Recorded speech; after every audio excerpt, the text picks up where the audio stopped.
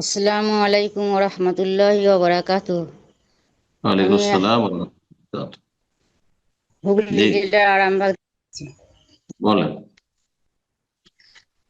এটা সম্মানিত স্যার, আমার কোশ্চেন হলো যে নামাজের মধ্যে কিছু যদি ভুলে যায় তখন সোজ সিজদা দিই আমরা, কিন্তু সোজ সিজদা দিতে যদি ভুলে যায় তাহলে কি করণীয়?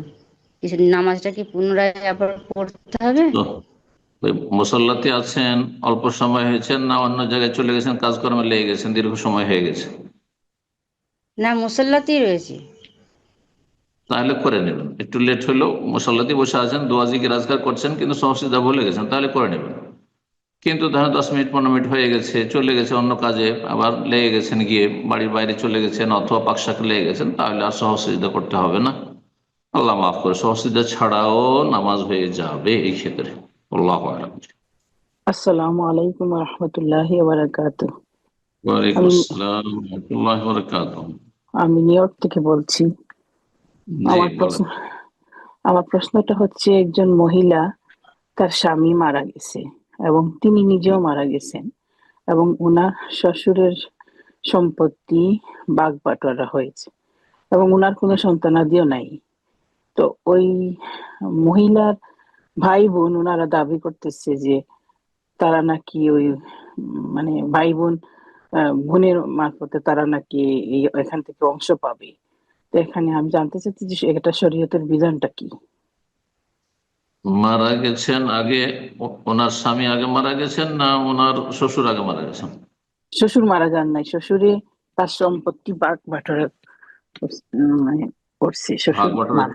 জীবদ্দশায় বেঁচে থাকালীন করেছেন? হ্যাঁ। যখন ভাগ বাটোয়ারা করে তখন ওনার শ্বশুর বেঁচে ছিলেন, মানে ওনার জি। স্বামী বেঁচে ছিলেন?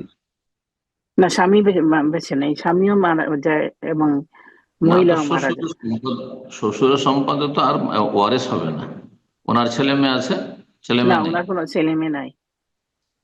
শ্বশুরের সম্পদে ওয়ারিশ হবে না, তবে শ্বশুর সাহেব বৌমাকে যদি দিতে চান তাহলে হয় লিখে দিবেন যে অধ্যশায়। উনি নিজেও মারা গেছে, তো মহিলা উনি নিজেও মারা গেছে। মহিলা মারা গেছে, এখন প্রশ্ন আর কিসের আছে? প্রশ্নটা হচ্ছে, ওই যে মহিলার ভাই বোন আছে, ভাই বোনরা মহিলা, দাবি করতেছে যে বোন যেহেতু মারা গেছে তাইলে ওনারা ওই যে সম্পত্তির ভাগ না, বাটোয়ারা পাবে। যিনি আসল ধন সম্পদের মালিক ওই মহিলার শ্বশুর, তিনি পরে মারা গেছেন, তার স্বামী আগে মারা গেছেন, তাহলে তার কানেকশন শেষ হয়ে গেছে ওই পরিবার থেকে। শ্বশুর কাছ থেকে তার কিছু ভাগ পাবে না, শ্বশুর কাছ থেকে কিছু ভাগ পাবে না। এখন তার জন্য ওসিয়ত করে গেলে ঠিক ছিল, অথবা দিয়ে গেলে ঠিক ছিল। হেবা করে গিয়ে থাকে, হেবাও করেননি, দান করেনি তাকে যে এটা দিলাম দান অনুদান, অথবা তার জন্য ওসিয়ত করেনি যে আমার ইন্তেকালের পরে আমার বৌমাকে এতটা দিয়ে দিও, তার কেউ নেই, সেটাও করেনি। যখন করেনি, তো তিনি যেহেতু পাচ্ছেন না, তাহলে তার বোনেরা কি? কেউ না, তো কিছু পাবে না। জাযাকাল্লাহু খাইরান। এই আর কি।